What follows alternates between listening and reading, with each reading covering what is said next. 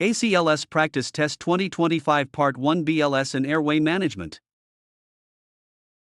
Question 1. What is the recommended chest compression rate for an adult in cardiac arrest? Option A, 80 to 100 per minute. Option B, 100 to 120 per minute. Option C, at least 120 per minute. Option D, 100 to 140 per minute. The correct answer is option B, 100 to 120 per minute. The AHA guidelines recommend a chest compression rate of 100 to 120 per minute to maximize perfusion. Question 2. What is the recommended chest compression depth for an adult? Option A, at least 2 inches, 5 centimeters, but no more than 2.4 inches, 6 centimeters. Option B, at least 1.5 inches, 4 centimeters. Option C, exactly 3 inches, 7.6 centimeters. Option D, no more than 1.5 inches, 4 centimeters. The correct answer is option A, at least 2 inches, 5 centimeters, but no more than 2.4 inches, 6 centimeters. For an average adult, the recommended compression depth is at least 2 inches, 5 centimeters, but should not exceed 2.4 inches, 6 centimeters. Question 3. In an adult with an advanced airway in place during CPR, how often should breaths be delivered? Option A, 1 breath every 3 to 5 seconds. Option B, 1 breath every 6 seconds. Option C, 2 breaths every 15 compressions. Option D, 2 breaths every 30 compressions. The correct answer is option B, 1 breath every 6 seconds. When an advanced airway is in place, give 1 breath every 6 seconds, 10 breaths/minute, without interrupting chest compressions. Question 4. Which device or technique is most reliable for confirming and monitoring correct placement of an endotracheal tube? Option A, auscultation of bilateral breath sounds. Option B, continuous waveform capnography. Option C, observation of chest rise. Option D, pulse oximetry. The correct answer is option B, continuous waveform capnography. Continuous waveform capnography is the most reliable method to confirm and continuously monitor the placement of an ET tube. Question 5. What is the normal range for partial pressure of end-tidal carbon dioxide, PETCO2? Option A, 10 to 20 mm Hg. Option B, 20 to 30 mm Hg. Option C, 35 to 45 mm Hg. Option D, 50 to 60 mm Hg. The correct answer is option C, 35 to 45 mm Hg. The normal PETCO2 value is between 35 and 45 mm Hg in a healthy patient with normal perfusion and ventilation. Question 6. During CPR, a PETCO2 reading of less than 10 mm Hg indicates what? Option A, return of spontaneous circulation, ROSC. Option B, normal ventilation. Option C, poor quality CPR or low cardiac output. Option D, hyperventilation. The correct answer is option C, poor quality CPR or low cardiac output. A PETCO2 less than 10 mm Hg during CPR indicates poor cardiac output, suggesting that chest compressions need to be improved. Question 7. Which of the following is an absolute contraindication for using an oropharyngeal airway, OPA? Option A, an unconscious patient. Option B, a patient with an intact gag reflex. Option C, a patient needing bag mask ventilation. Option D, a patient without teeth. The correct answer is option B, a patient with an intact gag reflex. An OPA should only be used in unresponsive patients without a gag reflex, as it can stimulate vomiting and aspiration in conscious or semi-conscious patients. Question 8. How do you correctly measure a nasopharyngeal airway, NPA? Option A, from the tip of the nose to the earlobe. Option B, from the corner of the mouth to the angle of the mandible. Option C, from the tip of the chin to the suprasternal notch. Option D, from the lips to the vocal cords. The correct answer is option A, from the tip of the nose to the earlobe. An NPA is measured from the tip of the patient's nose to the earlobe. Question 9. If a patient is in respiratory arrest with a palpable pulse, how often should you provide rescue breaths? Option A, 1 breath every 3 seconds. Option B, 1 breath every 5 to 6 seconds. Option C, 1 breath every 6 seconds. Option D, 1 breath every 10 seconds. The correct answer is option C, 1 breath every 6 seconds. For a patient in respiratory arrest with a pulse, deliver 1 breath every 6 seconds, 10 breaths per minute. Question 10. What is the maximum amount of time you should pause chest compressions to check for a pulse? Option A, 5 seconds. Option B, 10 seconds. Option C, 15 seconds. Option D, 20 seconds. The correct answer is option B, 10 seconds. Pulse checks and interruptions in chest compressions should be minimized to no more than 10 seconds to maintain perfusion pressure. Question 11. Which oxygen saturation, SpO2, goal is recommended for most patients in the post-cardiac arrest phase? Option A, 92% to 98%. Option B, 90% to 94%. Option C, 98% to 100%. Option D, 75% to 85%. The correct answer is option A, 92% to 98%. To avoid oxygen toxicity, AHA guidelines recommend titrating oxygen administration to achieve an SpO2 of 92% to 98%. Question 12. What is the first step when you find an unresponsive adult patient? Option A, check for a pulse. Option B, activate the emergency response system. Option C, open the airway. Option D, start chest compressions. The correct answer is option B, activate the emergency response system. After verifying scene safety and unresponsiveness, the immediate next step is to activate the emergency response system and get an AED. Question 13. When using a bag mask device, what is the recommended tidal volume to deliver? Option A, 1000 to 1200 ml. Option B, 800 to 1000 ml. Option C, 500 to 600 ml. Option D, 200 to 300 ml. The correct answer is option C, 500 to 600 ml. Deliver just enough volume, approximately 500 to 600 ml, to produce visible chest rise, avoiding excessive ventilation. Question 14. What is the primary danger of excessive ventilation during CPR? Option A, decreased intrathoracic pressure. Option B, gastric inflation and decreased venous return to the heart. Option C, increased coronary perfusion pressure. Option D, hyperoxemia. The correct answer is option B, gastric inflation and decreased venous return to the heart. Excessive ventilation increases intrathoracic pressure, which decreases venous return to the heart, lowering cardiac output and survival chances. It also causes gastric inflation. Question 15. During a code, the team leader orders a medication. The team member drawing it up should: Option A, administer it immediately in silence. Option B, repeat the order back to the team leader before administering. Option C, wait for the pharmacist to arrive. Option D, write it down before touching the medication.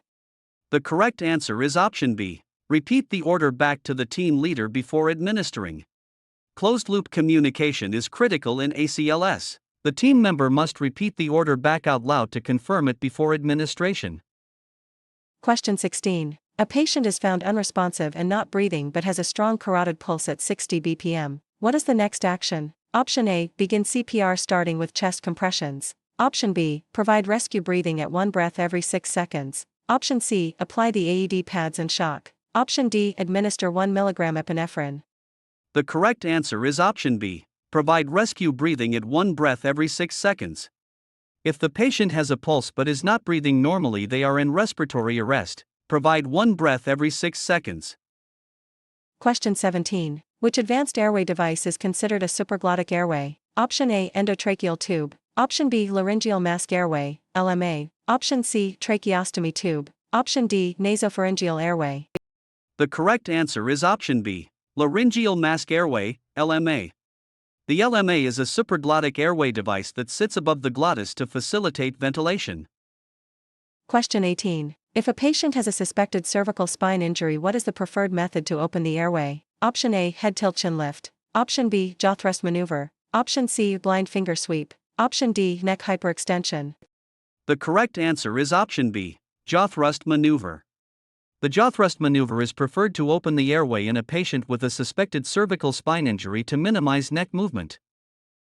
Question 19. What does the C in the ACLS primary assessment ABCDE stand for? Option A, circulation. Option B, compression. Option C, cardioversion. Option D, capnography. The correct answer is option A, circulation. In the primary assessment, ABCDE stands for airway, breathing, circulation, disability, and exposure. Question 20. Which condition requires immediate initiation of high-quality CPR? Option A, a patient with an SpO2 of 88%. Option B, a patient complaining of severe chest pain. Option C, an unresponsive patient with agonal gasps and no pulse. Option D, a patient with a pulse rate of 30 bpm. The correct answer is option C, an unresponsive patient with agonal gasps and no pulse. Agonal gasps are not normal breathing and indicate cardiac arrest. If the patient is unresponsive with no pulse and agonal gasping, start CPR immediately. Question 21. What fraction of inspired oxygen, FiO2, should be administered during cardiac arrest? Option A, titrate to 94%. Option B, room air, 21%. Option C, 100%, FiO2 1.0. Option D, titrate to 92%. The correct answer is option C, 100%, FiO2 1.0. During CPR and cardiac arrest, administer the maximum available oxygen, which is 100%, FiO2 of 1.0. Question 22. A provider is performing manual chest compressions and becoming fatigued. When should compressors switch? Option A, every 2 minutes or 5 cycles of CPR. Option B, every 5 minutes. Option C, only when the AED analyzes the rhythm. Option D, when the compressor asks to switch. The correct answer is option A, every 2 minutes or 5 cycles of CPR. To maintain high-quality CPR, compressors should rotate every 2 minutes or after about 5 cycles of 30:2.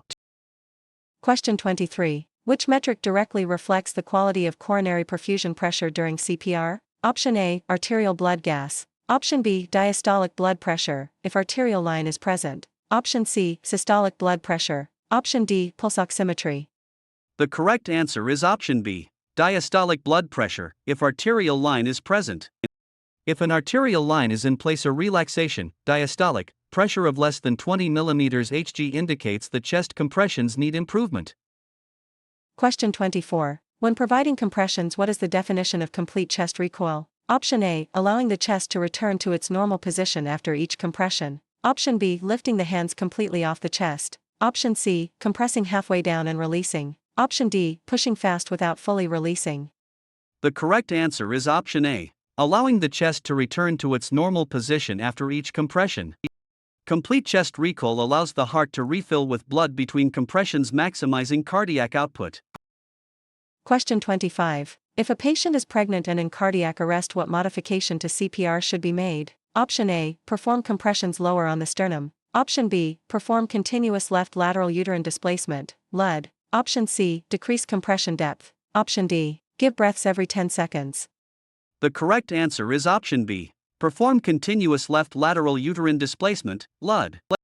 For a visibly pregnant woman in cardiac arrest, manual left lateral uterine displacement must be performed to relieve aortocaval compression.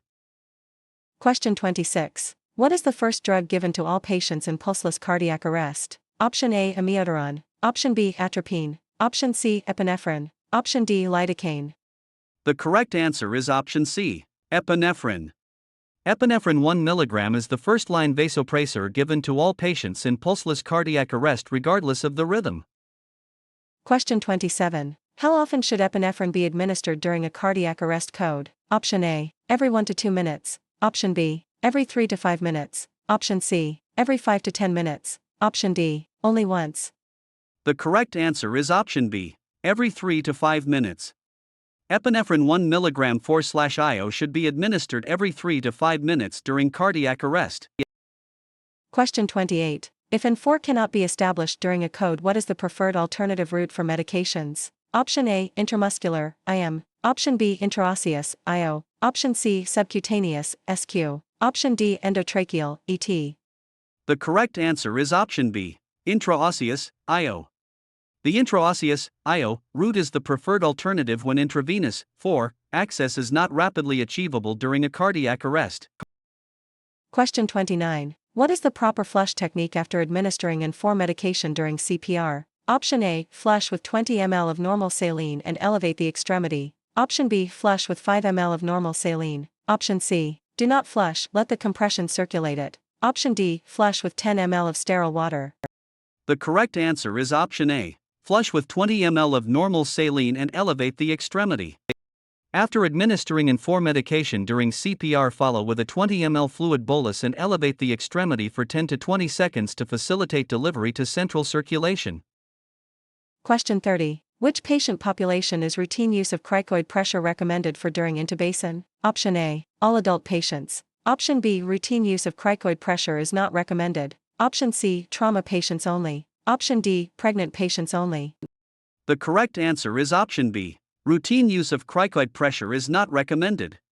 The AHA guidelines state that routine use of cricoid pressure is not recommended for patients in cardiac arrest because it can impede ventilation and intubation.